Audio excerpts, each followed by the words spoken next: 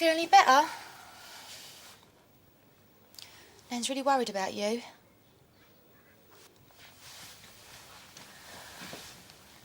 She said you was like this after you had your miscarriage. Is that what this is all about? Zoe, has something happened? Has something brought it back? Talk to me, Zoe. Look, whatever it is, it's better out than in. Let's just talk about it. It won't help. It will, darling. A trouble shared is a trouble halved. I do know what you're going through. No, you don't. I do. You can't. I lost a baby as well, remember? And when it happened, I remember it so well. It was like I was numb inside. Like part of me had died. But it did. And I felt so alone. But you're not alone. You've got me. And I'm your mum, and I love you so much. Talk to me. Talking won't help. Nothing can help me.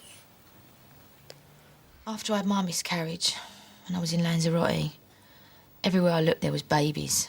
Everywhere. Babies in prams, babies on the beach, babies in restaurants.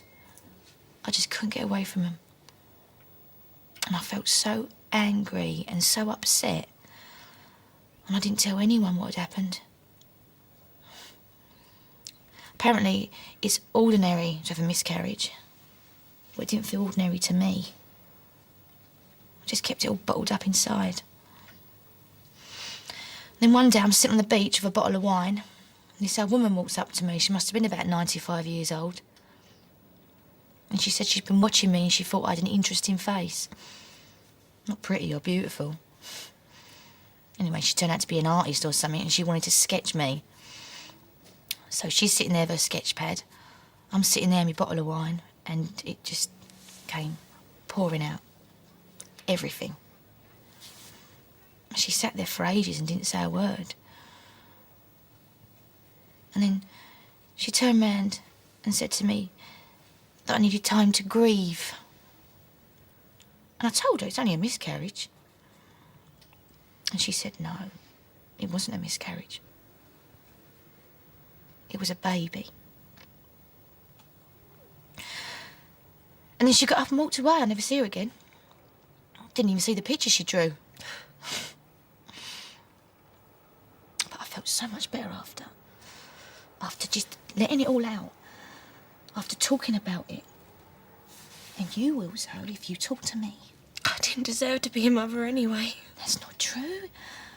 You'd be a lovely mum. You're wrong. I know what you're like. You don't know me. You are a lovely person. No, I'm not. And when you have a baby, you're going to be the best mum in the world. I'm not good enough to be a mum. Don't talk like that, I'm a Zoe. bad person. No, you're not. You don't know me. Yes, I do. I'm bad. No, you're not. You're not bad. Don't you say you're bad. Shh. I've done a terrible thing, Kat. No, I'm sure that's not true. It is true. Then what have you done? I can't tell you. I can't say. Zoe, do you remember the time, you must have been about 6 years old, when you nicked that penny chew from the sweet shop? Yeah, I remember. And you came running indoors, bawling your eyes out. And you wouldn't tell anyone what you did, not Mum, not Nan, not me. And you kept crying and you kept saying over and over again, I'm a bad girl, I'm a bad girl. Yeah. And you had your little hand clenched so tightly. And in the end we managed to prise your little fingers apart and we see the chew and we knew what you did. He gave me a penny. And you went back to the shop and you put the penny on the counter and everything was all right. This is never going to be all right, though. It might be if you tell me. I might be able to make it all right. You can't. Either way, you'll feel a lot better if you talk about it. Zoe, this thing that you did, whatever it is, when you did it, at the time, did you think it was the right thing? Well, I weren't thinking straight. And yeah, it was the only thing to do at the time. Right. So how can you be a bad person if it was the right thing? It was horrible, Kat. What was, darling? Just tell me. I can't. Zoe, whatever you did, I promise you I will not be shocked. I love you so much. I love you more than anything in the world. Whatever you did, I am on your side. I want to tell you. Then tell me. Please, just tell me.